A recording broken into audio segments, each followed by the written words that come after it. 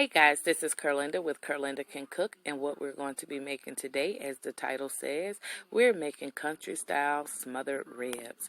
So let's go ahead, let's get ready, let's get set, and let's get cooking. Guys, what we're going to do here today is we're going to first off prepare our meat by soaking it inside of some apple cider vinegar and salt water for about 10 to 15 minutes. Drain it off. Put it in your bowl and you'll have something that looks like this. Now this meat is prepped and ready to be seasoned. As always, I'm going to place the full recipe in the description so you have nothing to worry about. Here we go. So we have all of our seasonings in our bowl, and what we're going to do is go ahead and get this all mixed up together so we can get all of our seasonings incorporated on our meat, and you'll have something that looks like this. Once you get something that looks like this, go ahead and take this and cover this and place it in your refrigerator for about 5 to 6 hours for it to marinate. Now, if you don't have that kind of time, no worries, it's okay. Go ahead and season your meat, set it aside, and begin to heat your oil. Now when you heat your oil on your stove, you want to heat it on a medium-high heat so you can get it up to about 350 degrees, hot enough to be able to place your meat in there. And while your oil is heating, go ahead and flour your meat so that your meat can be prepared once your oil gets up to the right temperature. Now once you do that, you're going to have something that you're going to be putting in your pan, and you are going to love the sizzle that comes off of this, honey. Let me tell you. So what you're going to do is you're going to fry your meat down for about 10 to 12 minutes until your meat turns a golden brown, or you get something that looks like this. Now once you get this right here, honey, you know that you are well on your way. If you have to repeat your batches, if you're cooking for a large amount of people, that's okay. Go ahead and repeat this step. Fry up all your meat.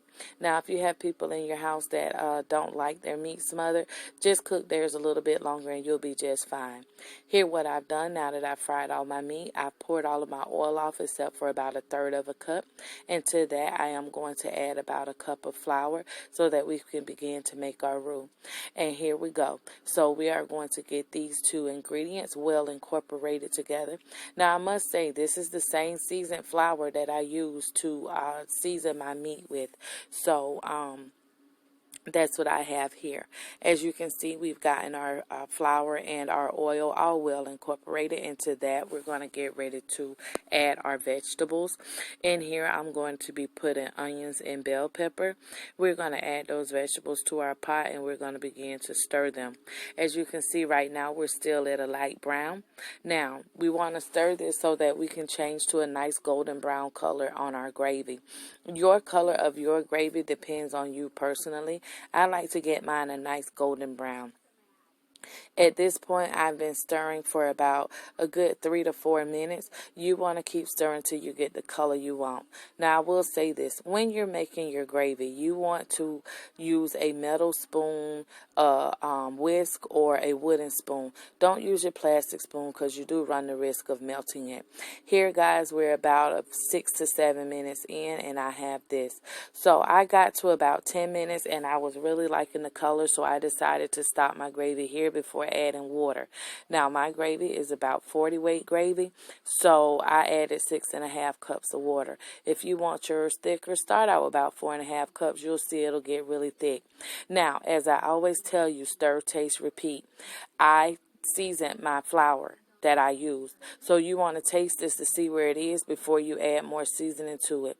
Once you get it to the taste you want to go ahead and add your meat into your gravy so that you can begin to let that start to come to a boil.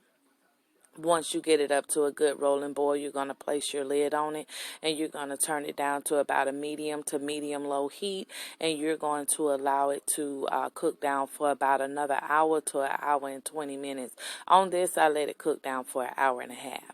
And voila, after an hour and a half, this is what I got. So after you let your pot cook down, you're going to get a nice, thick, rich gravy that coats your meat really good. This gravy is thick enough to put on mashed potatoes. It also sets on top of rice very beautifully as well. So here we go, guys. Now you're all set. You have made your very own country-style smothered ribs. Aren't you proud of yourself? I know. I am so proud of you too, honey. Give yourself a pat on the back and get ready to plate things up. And voila, there you go, honey. It is time to eat.